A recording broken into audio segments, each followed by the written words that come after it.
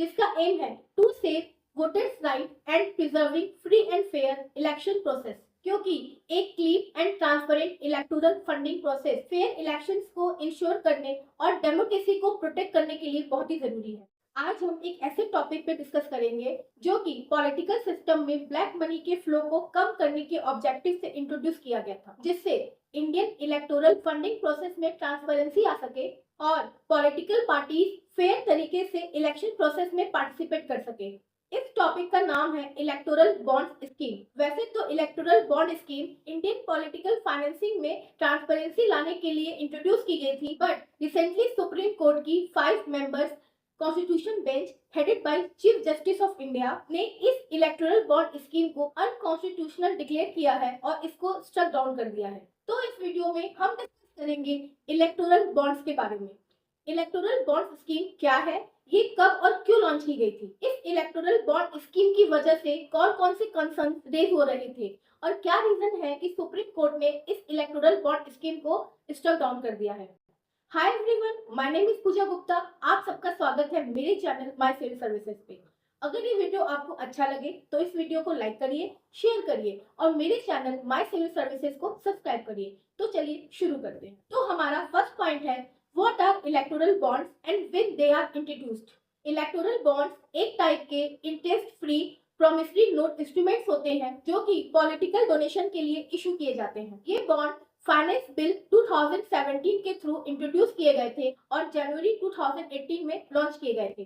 कोई भी Indian citizen और एंटिटीज या कॉर्पोरेट जो कि इंडिया में स्टैब्लिश है या इनकॉर्पोरेटेड है, सिंगली या जॉइंटली इलेक्टोरल बॉन्ड्स को परचेज कर सकते हैं। इलेक्टोरल बॉन्ड्स को वही पॉलिटिकल पार्टीज रिसीव कर सकती हैं जो कि रिप्रेजेंटेशन ऑफ पीपल एक्ट 1951 के सेक्शन 29A के अंडर में रजिस्टर्ड हो और लोकसभा या विधानसभा के लास्ट जनरल इलेक्शन में टोटल पोल्ड वोट्स का 1% वोट सिक्योर किया हो। इलेक्टोरल बॉन्ड सिर्फ स्टेट बैंक ऑफ इंडिया जनवरी, अप्रैल, जुलाई और अक्टूबर मंथ में इशू कर सकती है। ये इलेक्टोरल बॉन्ड 1000 से लेके 1 करोड़ के डिनोमिनेशन में अवेलेबल होते हैं, जैसे कि 1000, 10,000, 1 लाख एक्सेट्रा। ये बॉन्ड्स किसी भी पॉलिटिकल पार्टीज के सिर्फ एक ही स्पेसिफिक अकाउंट में डिपॉजिट हो सकते हैं जो कि इलेक्शन कमीशन ऑफ इंडिया के द्वारा वेरीफाइड हो। और जो भी डोनर इन बॉन्ड्स को परचेज करते हैं उनका नाम कॉन्फिडेंशियल रखा जाता है, मीन्स उनका नाम डिस्क्लोज नहीं किया जा सकता।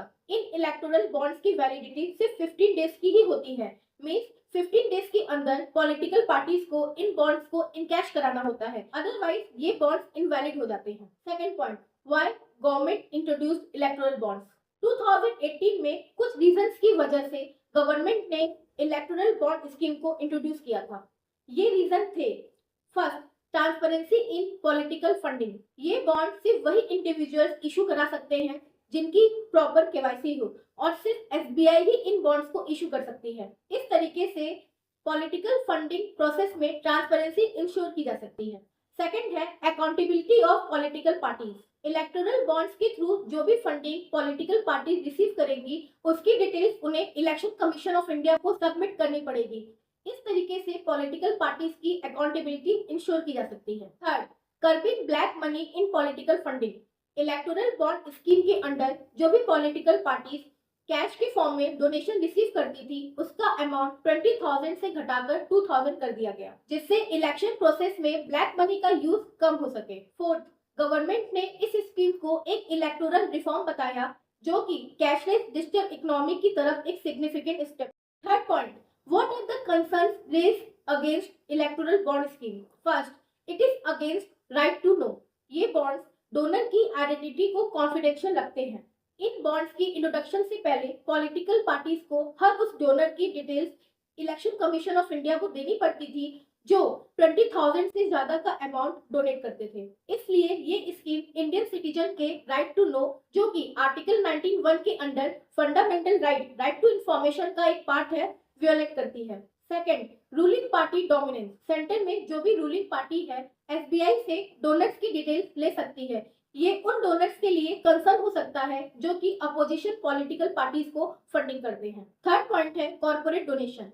इलेक्टोरल बॉन्ड स्कीम ने कंपनीज एक्ट 2013 के एक क्लॉज को रिमूव कर दिया। इस क्लॉज के अकॉर्डिंग कोई भी कंपनी पॉलिटिकल पार्टीज को डोनेशन तभी दे सकती थी जब उस कंपनी का 3 फाइनेंशियल ईयर्स का एवरेज प्रॉफिट 7.5% हो। इस क्लॉज के रिमूवल से शेल कंपनीज के द्वारा पॉलिटिकल फंडिंग में ब्लैक मनी कंसर्न बढ़ गया है। Fourth, large donation from corporates. इस स्कीम को इंट्रोड्यूस करने के पीछे एक ऑब्जेक्टिव था कि कॉमन पीपल इजीली अपने चॉइस की पॉलिटिकल पार्टीज को फंडिंग कर सकते थे, बट एक्चुअली 90% से ज्यादा कंट्रीब्यूशन कॉर्पोरेट्स के द्वारा हाईएस्ट डिनोमिनेशन 1 करोड़ में हो रहे हैं।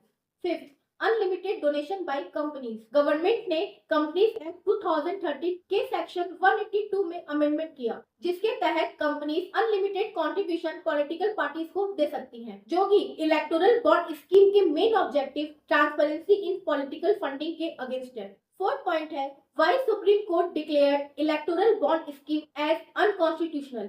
सुप्रीम कोर्ट ने रिसेंटली इलेक्टोरल बॉन्ड स्कीम को स्टक डाउन कर दिया है और इसके साथ ही Representation of People Act 1951, Companies act 2013 and Income Tax Act 1961 के अमेंडमेंट्स को भी स्टक डाउन कर दिया है। इसके मेन रीजंस हैं सुप्रीम कोर्ट के वर्डिक्ट के अकॉर्डिंग इलेक्टोरल बॉन्ड स्कीम जो डोनर्स की आइडेंटिटी को कॉन्फिडेंशियल रखती है, ये इंडियन सिटीजन्स के राइट टू इन्फॉर्मेशन जो कि आर्टिकल 19(1) के अंडर एक फंडामेंटल राइट है, उसको वियोलेट करती है। सेकंड, सुप्रीम कोर्ट के वर्डिक्ट के according no justification of curbing black money, means जिस ब्लैक मनी को कम करने के ऑब्जेक्टिव से इलेक्टोरल बॉन्ड स्कीम इंट्रोड्यूस की गई थी, हमने अभी थोड़ी देर पहले देखा कि इस ऑब्जेक्टिव को ये फुलफिल नहीं कर पाई। थर्ड, सुप्रीम कोर्ट के वर्डिक्ट के according unlimited corporate donation violates free and fair elections.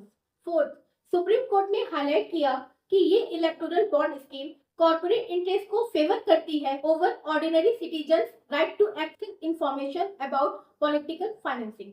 Supreme court के ये वर्डिक्ट्स पॉलिटिकल फंडिंग सिस्टम में करप्शन के अगेंस्ट एक माइलस्टोन है, जिसका एम है to save voters right and preserving free and fair election process, means to preserve integrity of election, क्योंकि एक clean and transparent electoral funding process fair elections को ensure करने और डेमोक्रेसी को प्रोटेक्ट करने के लिए बहुत ही जरूरी है। इस वीडियो में हमने डिस्कस किया इलेक्टोरल बॉन्ड स्कीम के बारे में। सुप्रीम कोर्ट के इस फैसले पर आपकी क्या राय है, नीचे कमेंट बॉक्स में कमेंट करके जरूर बताइए। तो मिलते हैं नेक्स्ट वीडियो में नेक्स्ट टॉपिक के साथ। तब तक के लिए खुश रहिए, स्वस्थ रहिए और इन्फॉर्मेशन को स्प्रेड करते रहिए। Thank you.